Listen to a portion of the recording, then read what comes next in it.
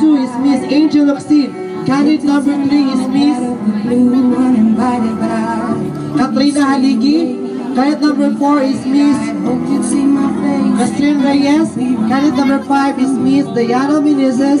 Candidate number 6 is Miss Rafa Gutierrez. Candidate number 7 is Miss Fatima Melissa. Candidate number 8 is Miss Kim Chu. And candidate number 9 is Miss Maui Taylor. Pag-square na lang mo dahil hindi anak ka anak. Ano ba? Paano ba nga na pink? Before we come to the proclamations of minor awards, we will now go to the personal interview. So you have like a tubig. So you have that. Okay, tawagan akong co-host diri. Co-host? Personal interview. Nasa co-host? Asa isa na. Okay, candidate calling in candidate number 1. Okay, meron kayo na itong interview. How are you, candidate number 1? I'm fine, and I feel like I'm the one to start in the universe. I'm the brightest among them all. Thank you. Very well said. You're very bright right now. Irog gamay. Okay. Atong question kay Bisaya na daw ko no yun si Bandong. Okay. Kung ikaw usa ka isda, unsa man ka nga isda? Bakit? Okay. Well, I would prefer to choose bangus because we all know that bangus is our national fish. That would be all. Thank you. Hey, national fish. Nino biya ginong bangus. Labi na ka ng butang kuan. Okay, candidate number 2. Ikaw yung interpreter ko. Candidate number 2. Candidate number 2, how are you? I'm fine. You're from? Pagadian City. Okay, from Pagadian City. Layo giniplit yung hudong. Sige, kung mamatay ka ugma nga nung dili man karon.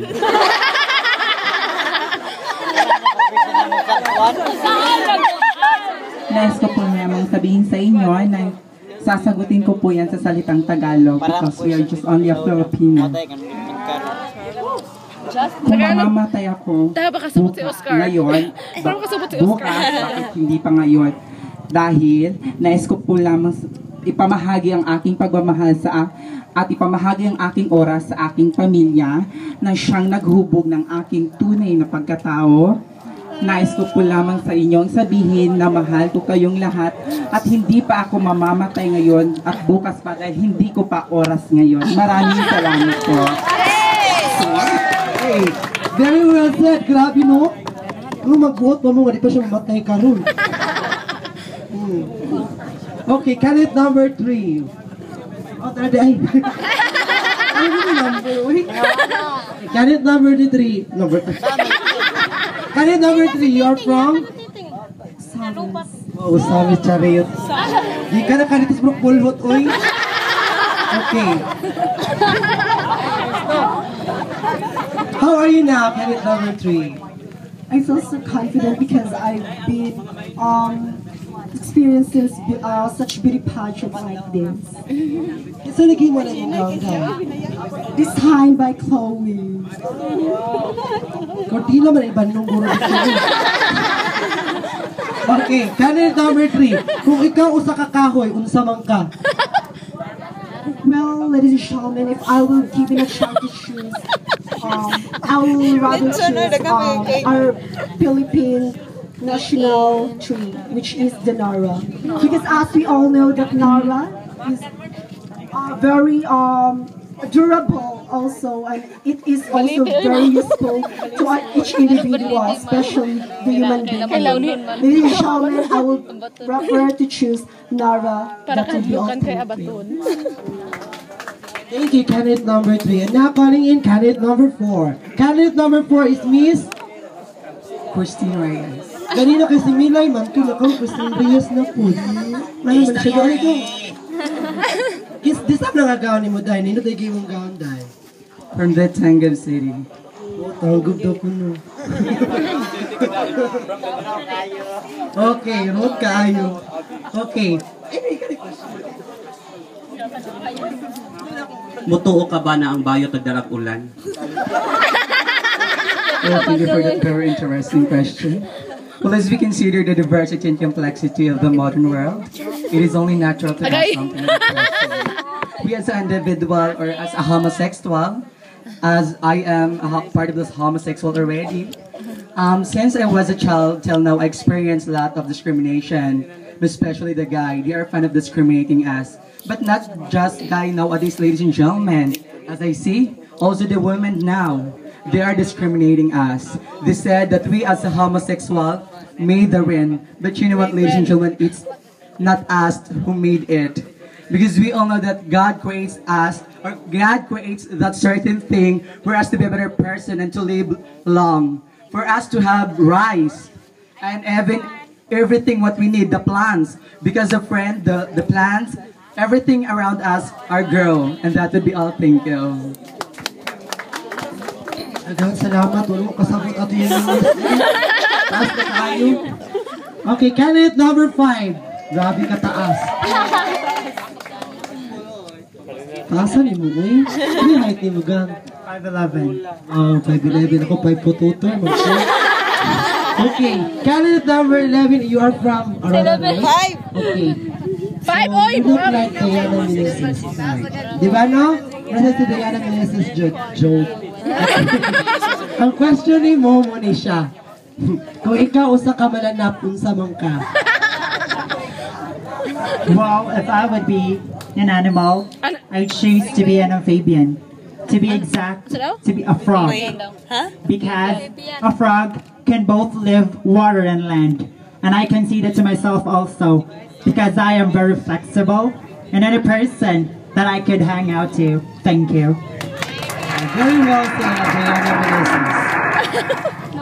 Okay, candidate number 6 na niya siya. Muna ni ba ito?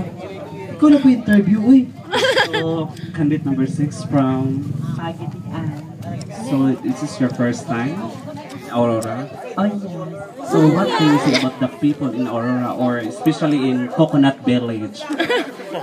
Well, they are definitely hospitable as well as we are. We all know that we are Filipinos, very hospitable.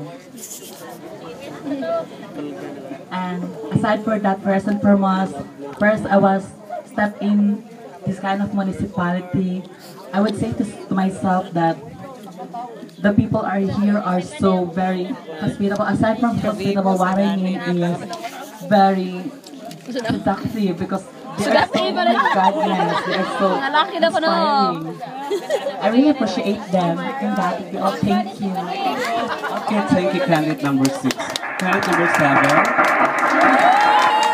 Okay, daghang nag-fans ang candidate number 7. Daghang kag-ibayran dan. Wala naman. Yeah, that's a natural beauty. Sige. Dahil sa itong question, ako ikaw isang usaman. Usang halimaw. Daghang klase sa halimaw. Aswang, sa panang ubanday, multo, kanang balbal, sa panang klase. Tikbalang, asa man ka na white lady, o sa daghang klase. So mamili lang ka og ngano. Kung ako mahimong isa ka halimaw or multo, ako isa ka white lady. Ano man, sama sa kuwang kagwapag sa kuwang kaputi, mula sa ko white lady. Kaya naman po mga ladies and gentlemen, ang white lady dili siya manghilabot. Nala siya gusto nga ipahiwatig sa inyo, sama sa kuha. Nala ko'y gustong ipahiwatig nga kaming mga bayot na kinahanglan usab niyo respeto sa atong lipunan. Mo lang ka na. Thank you, candidate number 7. Doc, hindi ko siya answer. Abin ako, black lady. Okay, candidate number 8. Candidate number 8 is Miss Kim Cho. Guwapa kayo siya, no? Okay. How are you, candidate number 8? I am fine, ladies and gentlemen, but I feel a little bit of nervous. From where are you? Pardon? Where are you? I came from the land surrounded with lakes, waterfalls, and a majestic Mount Pinocchio, the municipality of Midsub. Thank you. Hindi naman ato lang ang istorya. May salit na ito. Iyon sila. Nakita lang ko sa bayo dito nga. Habis na niyo kay mamikpikay daw. Okay. Kaya mga question mo na siya. Kung ikaw usa ka bulak, unsa man ka? Thank you so much for that wonderful question. Your question is vernacular, but I will answer it into an English dialect. Ladies and gentlemen. Well, ladies and gentlemen, shut up. Buak ba yun? Additional talent fee ba yun? Punchline.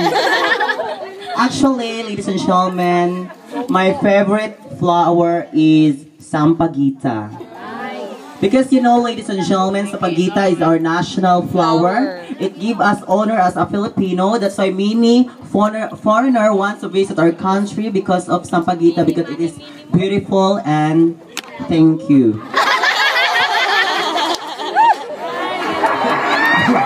Now calling in candidate number 9. Okay, candidate number 9 is Miss Chelsea Smith de Salva Portalejo. And now you are Maui Taylor. Maui Taylor. Okay, Miss Maui Taylor. You are from Pagadian City. and now living in Aurora. from where? Kilid. Kalubi. Kabalus address na karon. Okay, your question goes like this. Kung wala, paboritong color, manawin request daw, paboritong color. Unsa ko na yung paborito nga color? My favorite color is red because red is a symbolize of our. Because red. Naniwala po ako sa pula parang dugo at parang.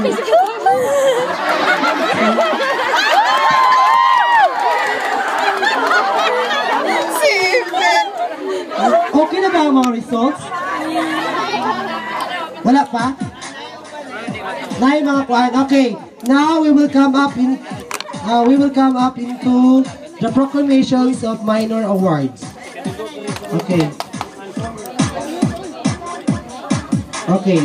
First award is best in production number. Okay, kanina sila mo kanina. Wow, ito mga kandidata. Ha? Ang isulat sa SAS? Wala mo nanabo diha. Kung dili magawa sa walay premium, walay prize. Go! Walay pamiliti, mag-hike, walay pamiliti. Hike Japan!